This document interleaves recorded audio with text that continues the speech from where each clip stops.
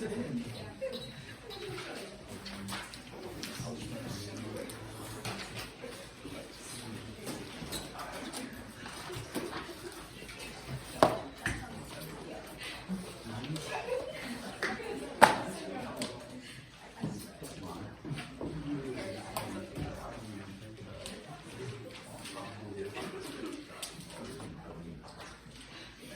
right, here we go. So 10(7). Area and circumference of a circle. Two formulas which you probably are familiarized with. If you're not, we will give those to you. So you have the circumference of a circle. Circumference is the same thing as perimeter, except it deals specifically with a circle. So circumference is the perimeter of a circle. And so with that, circumference is equal to 2 pi r, or other people have memorized it as pi d, because 2 radiuses is equal to 1 diameter. Pi, your calculator, most calculators will have a pi button, which you can hit, and that'll give you all the values of pi. If you don't have the calculator button, a rough estimate would be 3.14 is probably going to get you in the ballpark for any of the problems you need to do. So if you just use 3.14, you're going to probably be okay. But pi is a relationship between the circumference and the diameter. It's actually the circumference of the circle divided by the diameter, as you can see if we solve for pi. Always holds true, that relationship does. And it never ends, it never terminates, it just goes on forever. It's really incredible numbers. So 3.14 and then dot, dot, dot, dot, dot. That's what pi is. It's, I think the world record for the memorization of pi was 66,000 digits, I believe. It took like 24 hours or something crazy to say all those digits. So it was some incredible record. So we will not require you to memorize any of them. You can just use your pi button on your calculator. So that's the circumference of a circle. Area is equal to pi r squared. And that's your formula for a circle. Other parts about that, I don't know.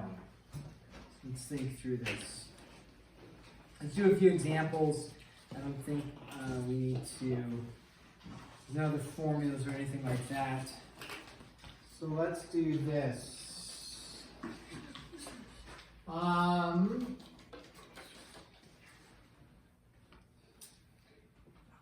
These are pretty straightforward. Okay, how about this?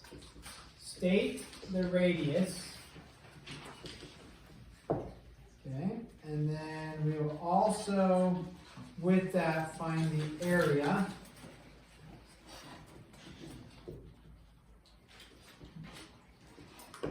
Answers in terms of pi. So we will discuss what that looks like. We'll call this number 1 here. If you are given this equation, x squared plus y plus 8 squared equals 81. So that's the equation you're given. You need to state the radius and then find the area. Leave your answers in terms of pi. All right. Whether you recognize it or not, this is your circle equation. Anybody remember the circle equation? This gives you your center of the circle on an xy plane, and it gives you your radius. So you have to review and be like, okay, my center, if it doesn't say to find the center, but just as a review, the center is going to have an x and a y. The x is going to be 0, and the y, not positive 8, but if you recall, it was negative 8. And then in this equation, the radius is not 81, but that would be r squared is equal to 81. Therefore, this radius is going to be equal to 9, stemming from the fact that this is your radius squared. So the radius is 9.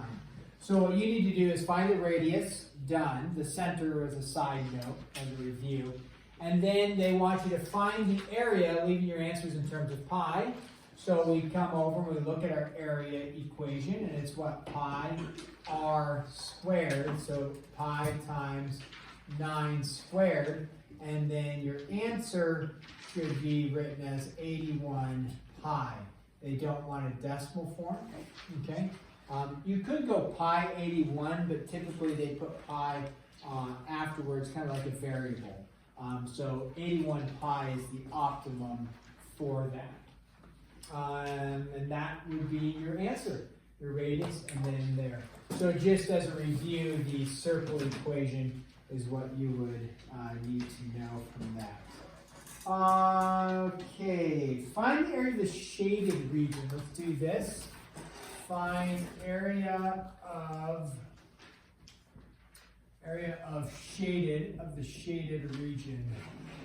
Okay, so when we have, let's do, okay, we have a circle there, and then let's do this one here, here. If all the vertices of a figure are on the edge of the circle, we would call that inscribed. Okay, we mentioned that yesterday as well. Inscribed, and then we have this is a 90, so they tell us that's a rectangle, and then it has a diagonal cut there, and then this is 6 meters, that is 8 meters labeled there, and then the shaded region is like that. Okay. So we want to find the area of the shaded region. Now, I didn't state what the answer should be in, but we will leave answers in terms of pi. And then you can also have a decimal answer, so both. So we'll have our answers in terms of pi and then a decimal answer. So to find the area of a shaded region, right, to find the area of a shaded region, its area total, right, is equal to area of shaded plus area of unshaded, okay? So to find the area of the shaded region, you would just take your area total and then subtract it by the area of the unshaded, and that would give you your little shaded region. So let's start with this. The area total is the entire picture. So to find the area of the unshaded, you're going to take your total area. To find your area of the shaded, it would be equal to your total area. So that is a circle, right? And the area of a circle requires the knowledge of pi r squared. So we know pi, that's easy. The issue is, do I know my radius? They don't give it to you, but can you find it? You bet. You find it by finding your diameter and then divided by 2. So what's our diameter here? 10. It's a 3, 4, 5 triangle. They love Pythag triples. If you didn't know that, just do the Pythag theorem and you get out 10. So then our radius would be 5 squared, so pi r squared for that. And then minus, you subtract the unshaded region, and the unshaded region is just a rectangle. And so it would be the area of a rectangle, base times height, so 8 times 6. Your answer in terms of pi will look like this, 25 pi minus 48, and that's your answer in terms of pi. That's as far as you could go, because you can't combine 25 pi and 48. So if they want your answer in terms of pi, which they might ask for, you would say this. Formally, it is meters squared because it's an area. So it would actually be that with meters being squared like that.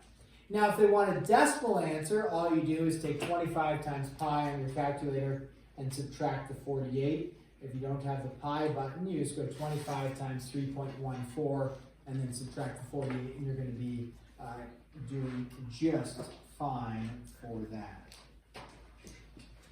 Okay, let's do one more here, and this one is a, right, that, and then we'll see if I can do the picture correctly. Get it out there, and get it down there. So it's not the best picture because it's, but it's not the best one, but it'll work for our purposes of understanding the general look. And then this is shaded, this is shaded. Okay, and then this is going to be 16 centimeters, they say. Okay, so there is our picture.